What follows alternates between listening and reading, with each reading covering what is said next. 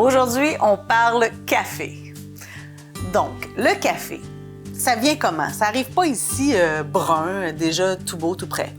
C'est un arbre, en fait. On va avoir 8 à 10 mètres de hauteur de cet arbuste-là et il va faire une floraison. Donc, on va avoir le fruit et on va faire la récolte de ce fruit-là qu'on va faire sécher et qu'on va mettre par la suite dans des poches de jute, comme vous connaissez, et on va envoyer ça ici ou à travers le monde. En fait, le café c'est 3 à 5 ans avant de produire sa première récolte.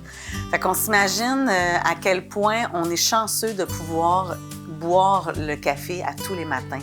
Mais en fait, en arrière de la récolte de café, il y a pratiquement une année de travail. Parce qu'on va avoir une récolte, des fois 2, par année. Donc, les pays qui ont des récoltes très grandes, un peu comme le Brésil, où est-ce que l'infrastructure permet d'avoir une grande récolte, bien, vont être capables de nous fournir du café toute l'année. C'est pour ça aussi que parfois, on va avoir des micro-lots qu'on appelle, où on va avoir une quantité, puis là, oups, on n'en aura plus. Parce que c'est pas partout qu'ils vont avoir plusieurs acres de terrain pour pouvoir faire l'agriculture du café. Donc, la récolte se faisant, on va avoir une certaine quantité limitée de café pour pouvoir l'exporter. Quand on a notre café, il arrive à l'état brut. Donc, le fruit qu'on parlait tantôt, c'est une petite cerise rouge. Et à l'intérieur, bien, il va avoir la chair du fruit, la pulpe qu'on va appeler. Puis en dessous de ça, on a un noyau. Le noyau, c'est le café. Quand on va le faire sécher, il va avoir une couleur un peu plus verdâtre.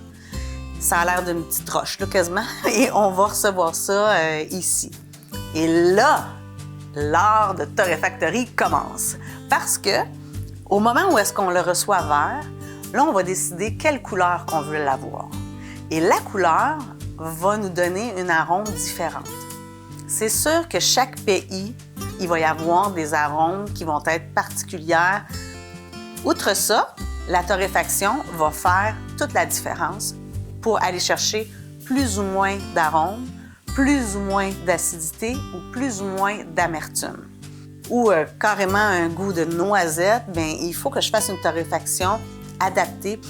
Et cette torréfaction-là, bien, elle va jouer entre très brun, mi-noir, et on peut aller jusqu'à noir. Mais plus je vais torréfier mon café foncé, plus j'ai un café noir, bien, plus je perds les arômes principaux subtils du café. Donc, si j'ai un Brésil, par exemple, où est-ce que la noisette est très présente, bien, dès que je vais arriver à un certain point, je vais dépasser le mi-noir, je vais tomber dans une caramélisation du grain de café et là, le goût va changer du café pour embarquer dans le goût que la torréfaction va donner. Fait que des fois, on aime moins avoir les arômes beaucoup dans la bouche, puis on veut avoir le côté rôti, on veut avoir le côté fumé. Et ça, c'est la torréfaction qui va le donner. Le côté caramélisé qu'on appelle, c'est la torréfaction qui va le donner. C'est sûr que si en plus j'ai un café qui n'est pas dans les fleurs, qui n'est pas dans les fruits, quand je vais arriver dans le côté caramélisé avec sa nature de noisette, là, on tombe dans quelque chose de le fun si j'aime ça avec un petit peu plus corsé, mais je veux garder les arômes.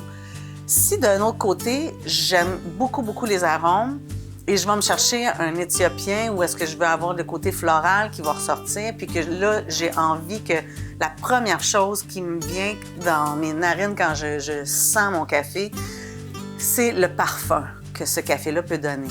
Mais là, je vais aller le chercher très brun. À ce moment-là, étant donné qu'il va être très brun, tout l'arôme va être concentré avec une légère acidité qui est propice à la cuisson très brune.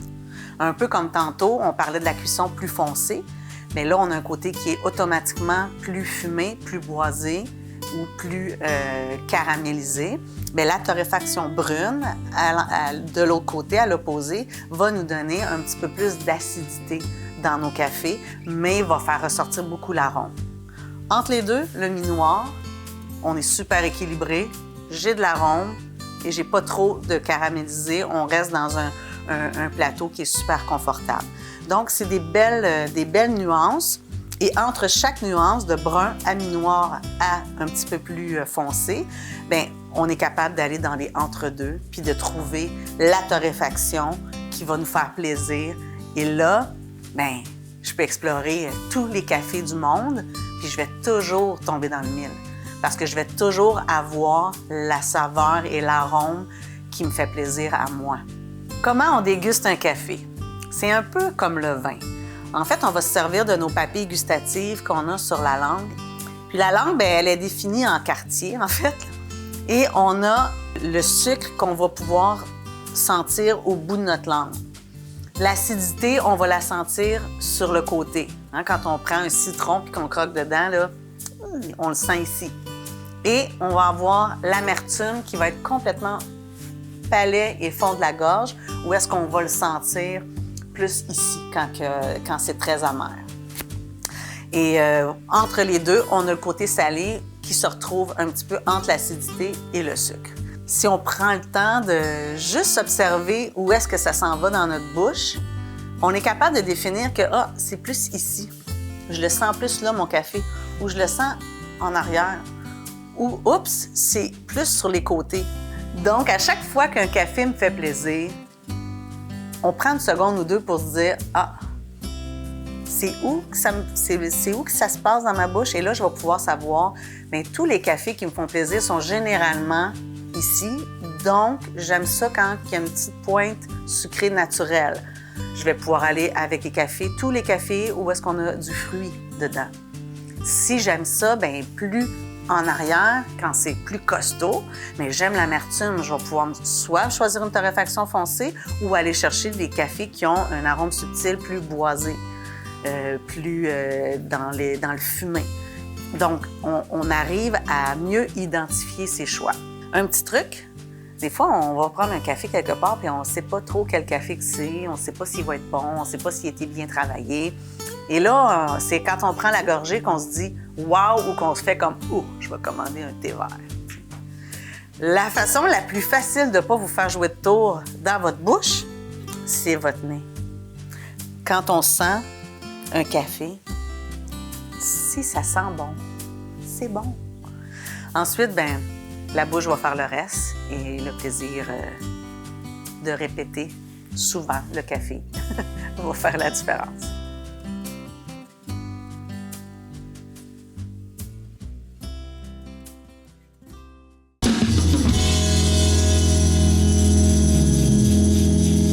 Jessie Poirier et Ghislain Plourde reviennent à la barre de l'émission Accès local, votre bulletin d'actualité régionale.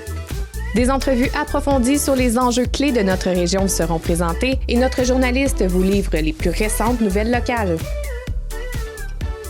Nous revisitons les archives de TVBL pour vous mettre à jour sur les lieux et les événements importants des Basses-Laurentides.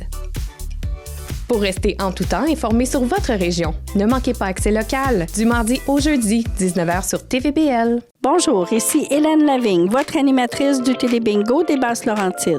Nous vous invitons à venir jouer au bingo avec nous. Vous pouvez gagner des prix allant de 300 à 2000 $. Il y a toujours la possibilité de rajouter un 1000 $ supplémentaire avec la boule chanceuse. Pour la liste complète des points de vente, allez sur notre site web, le www.tvbl.ca.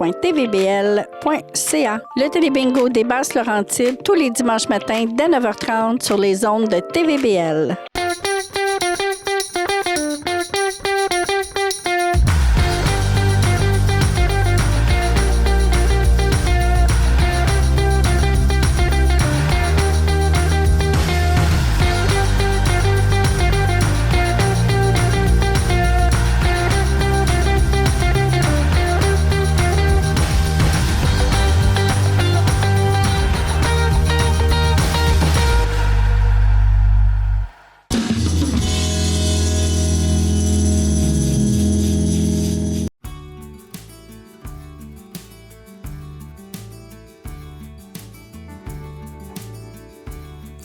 L'histoire de torréfactorie. D'où part cette folie de boutique artisanale de torréfaction sur mesure? Bien, à l'époque, on avait, mon mari et moi, Stéphane, on avait une compagnie de distribution de café. Et après 23 ans, à un moment donné, tu te dis, on fait quoi? On avait envie d'un nouveau challenge. Mon chum rêvait d'avoir une petite boutique avec des équipements commerciaux, un petit peu de résidentiel, puis d'avoir un département de réparation. J'étais représentante pour l'autre compagnie sur la route avec Stéphane et on se disait, bien, on va en même temps pouvoir développer encore plus ce côté-là. On travaillait déjà beaucoup avec le commercial.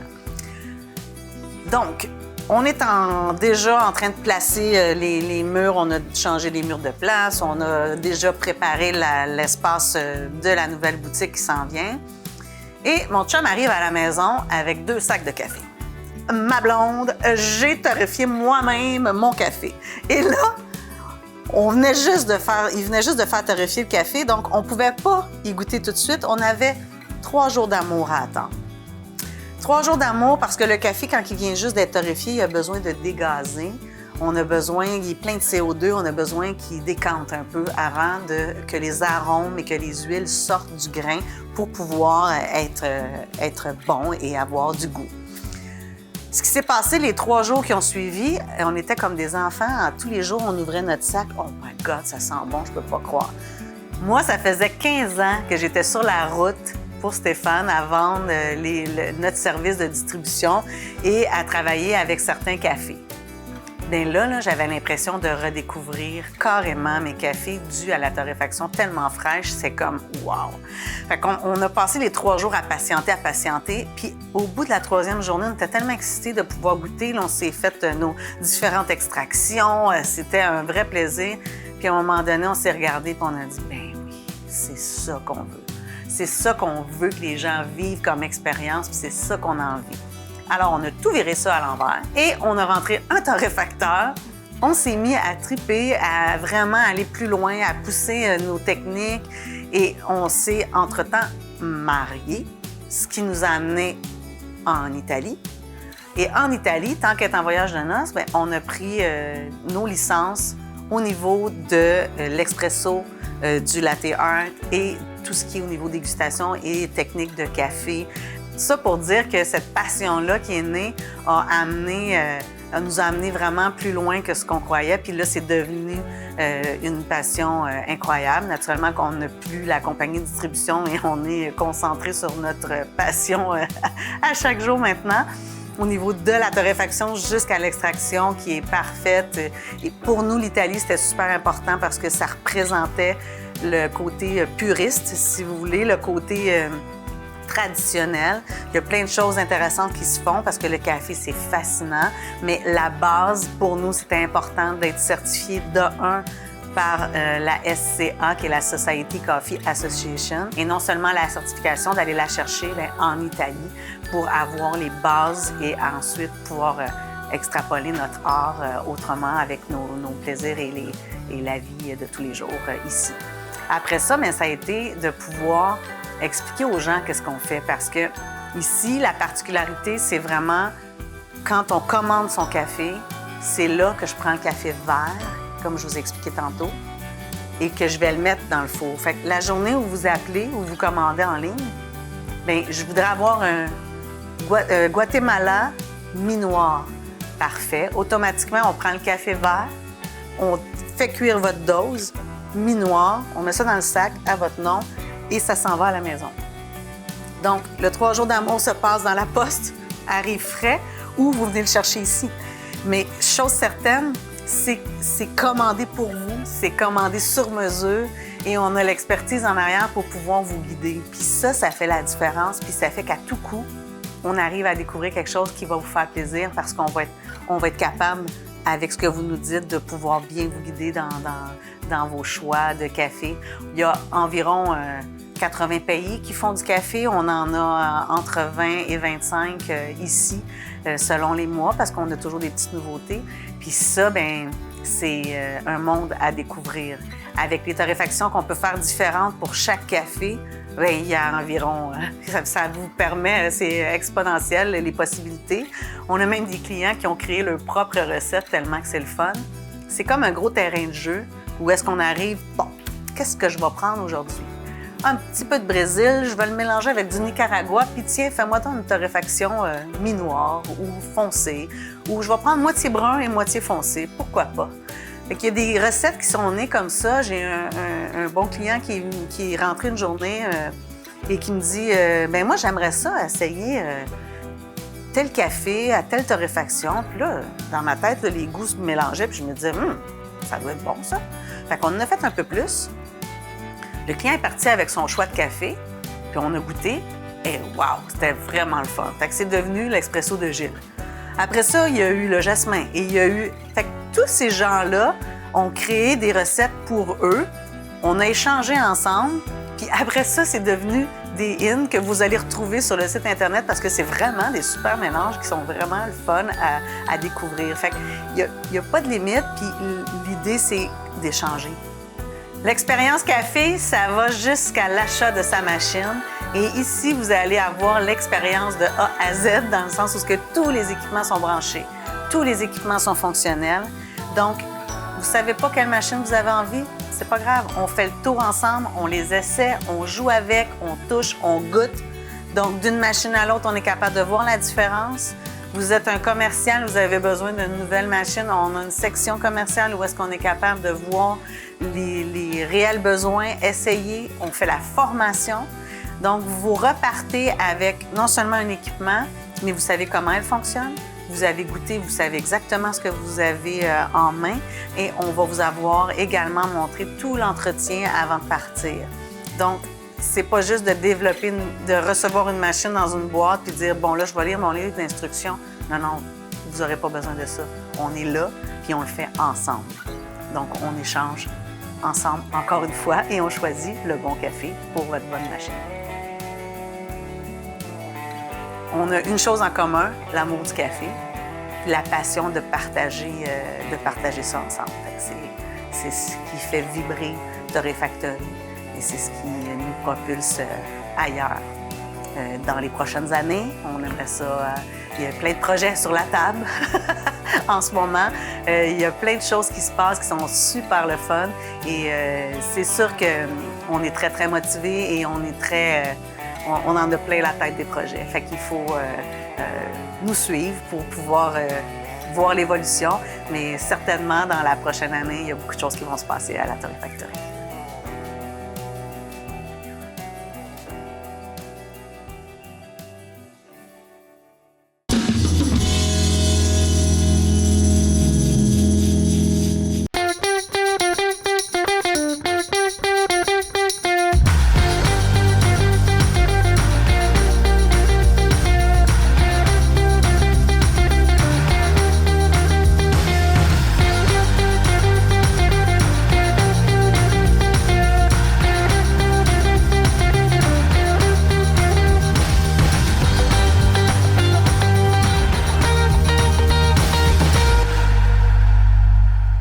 Bonjour, ici Hélène Lavigne, votre animatrice du Télébingo des Basses-Laurentides. Nous vous invitons à venir jouer au bingo avec nous. Vous pouvez gagner des prix allant de 300 à 2000 $. Il y a toujours la possibilité de rajouter un 1000 $ supplémentaire avec la boule chanceuse. Pour la liste complète des points de vente, allez sur notre site web, le www.tvbl.ca. Le Télébingo des Basses-Laurentides, tous les dimanches matins dès 9h30 sur les ondes de TVBL. Jessie Poirier et Ghislain Plourde reviennent à la barre de l'émission Accès local, votre bulletin d'actualité régionale. Des entrevues approfondies sur les enjeux clés de notre région seront présentées et notre journaliste vous livre les plus récentes nouvelles locales. Nous revisitons les archives de TVBL pour vous mettre à jour sur les lieux et les événements importants des Basses-Laurentides. Pour rester en tout temps informé sur votre région, ne manquez pas Accès local, du mardi au jeudi, 19h sur TVBL.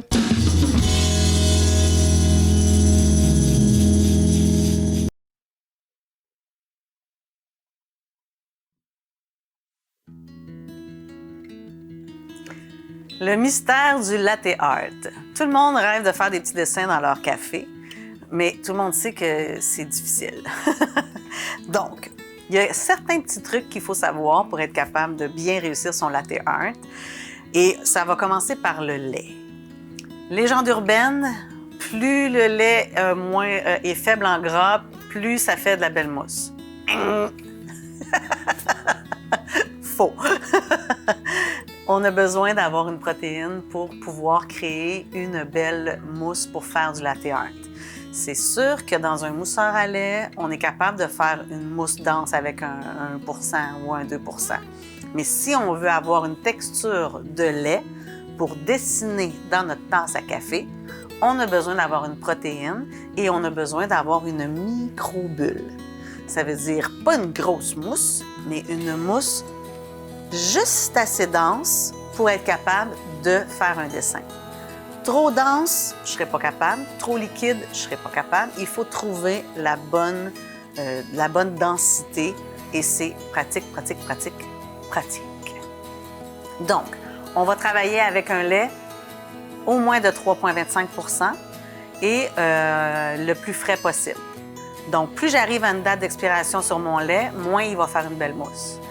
Et plus j'ai, comme 3,25, 3,8, ça fonctionne bien aussi. Donc, on veut une protéine. Ensuite, les montelets. On a des montelets où il faut choisir, monter son lait à un bon niveau. Si j'ai pas assez de lait dans mon montelet, tout ce qui va se passer, c'est que le lait va chauffer. J'arriverai pas à mousser. Si je mets trop de lait, bien, j'arriverai pas à la bonne température, puis là, ça va vouloir déborder, donc on sera pas plus gagnant.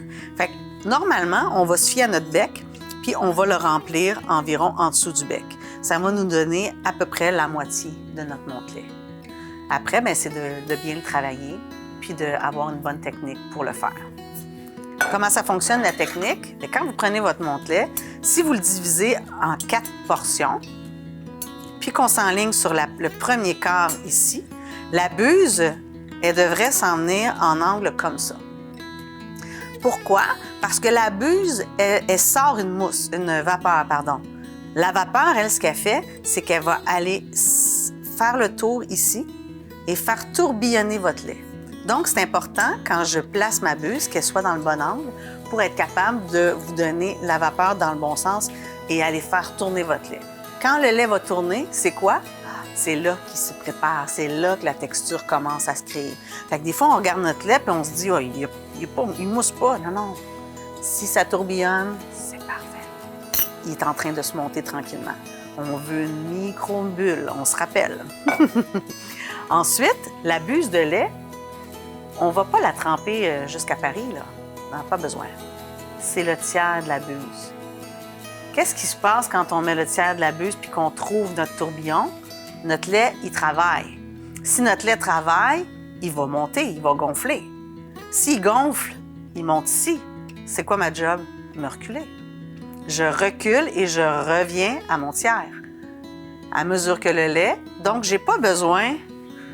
Vous savez, des fois, on voit ça, là. Ça monte, ça descend. Mais non. Tout ce qu'on a besoin, c'est de suivre notre lait et de se reculer tranquillement pour garder toujours notre tiers de buse dans le lait. C'est un petit peu ça, la technique. Si je veux faire un dessin dans mon café, bien, il va falloir que j'ai une base.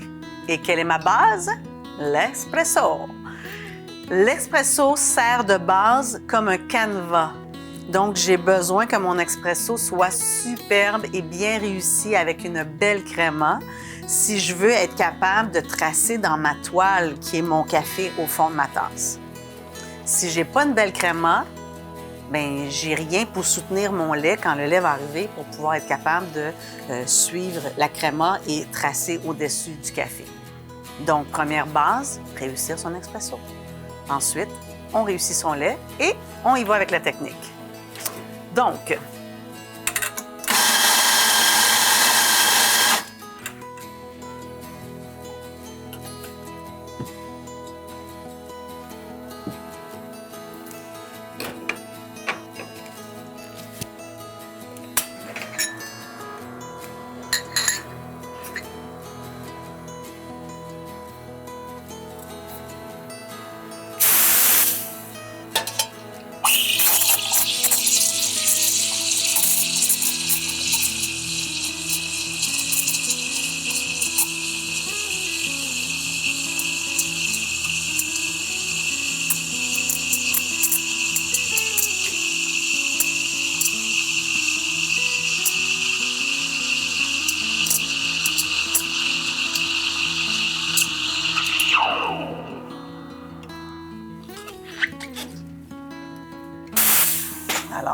2 onces de café en 27 secondes, une extraction parfaite pour mon café italien que j'ai choisi. Alors, je prépare mon canevas. Je vais couper, je vais transvider dans un plus petit montelet qui devrait être plus facile à travailler.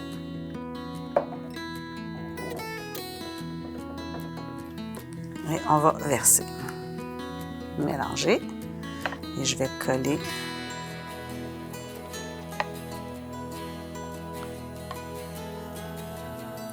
et couper. Voilà.